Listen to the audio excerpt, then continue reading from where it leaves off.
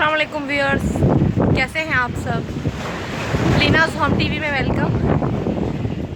ये देखिएगा व्यूअर्स, आज हैदराबाद में एकदम से इतनी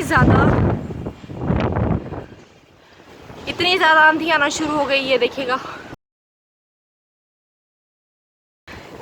एकदम से पहले तो मट्टी बहुत ज़्यादा आई, अभी ये बारिश शुरू हो चुकी है। हमारे तकरीबन 15 मिनट तक तेज़ आंधी आती रही, उसके बाद ये बारिश शुरू हो रही है।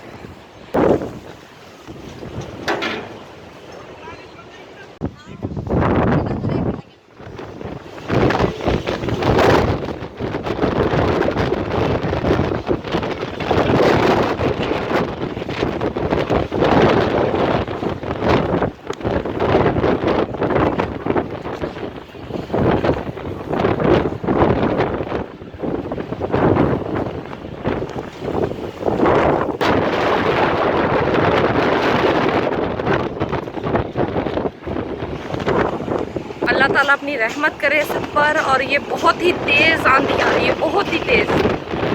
अल्लाह ताला अपनी हिफाजत में रखे हर किसी को। आपको आवाज़ से अंदाज़ा हो रहा होगा व्यूअर्स,